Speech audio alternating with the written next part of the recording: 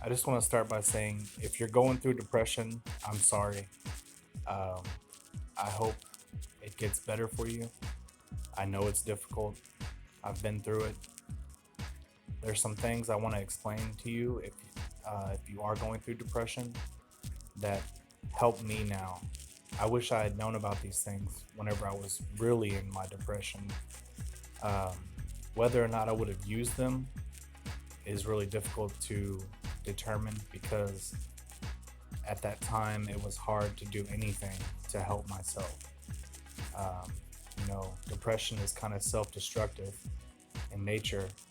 You just don't have the energy or the happiness to want to do things to help yourself, really. But I'm here to tell you that there are things that do help. But first, I want to explain what I think depression truly is, at least for me, what it was. Um, what I think it is your brain is addicted to sadness. It feels good for your brain to be sad. It's what it wants to do. It wants to be sad. Even though you don't want to be sad, you don't want to feel that way. Your brain can't help but feel that way.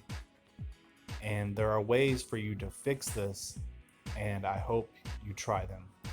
There are coping skills that you can do to fix your brain. And what I want to say is the best that worked for me is positive self talk.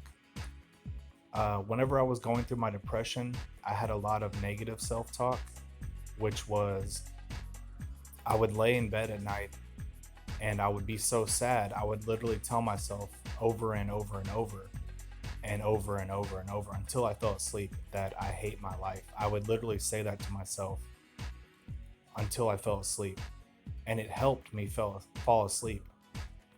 And it's strange that something so negative helped me, which is why I think your brain becomes addicted to the negative. It thinks it's helping itself. It thinks that's what is best for it, but it's truly not. So the opposite of what that is, and I wish I'd have known this then, is positive self-talk or positive affirmations, listening to positive affirmations or telling yourself, I love my life, or and I know it's difficult because it feels so forced. For me now, it doesn't feel forced, but I think back then it would have felt forced to say something like that to myself continually until you know days or weeks or months that it felt better. Finally, I started to feel better. But there's other coping skills too, like positive imagery. There's deep breathing. There's muscle relaxation. But what I really want to focus on is positive self-talk. I believe it is the best coping skill because it helps you strengthen your happiness. It helps you deter your brain from sadness.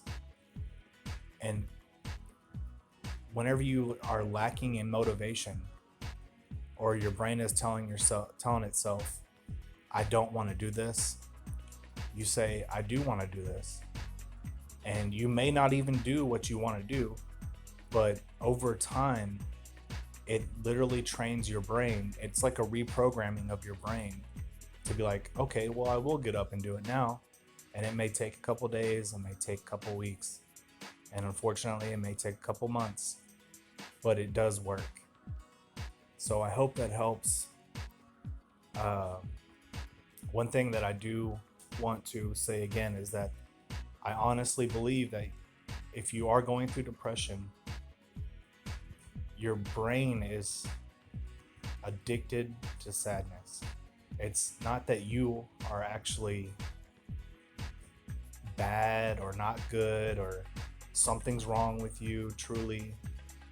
You just have a brain that feels good when it's sad, even though you don't feel good. So, to help you feel good, you have to train your brain to not be addicted to sadness. I hope that helps. If you're going through depression, like I said, I'm sorry. I've been there. I know what you're going through. It affects a lot of people. Be happy, please. Please be happy.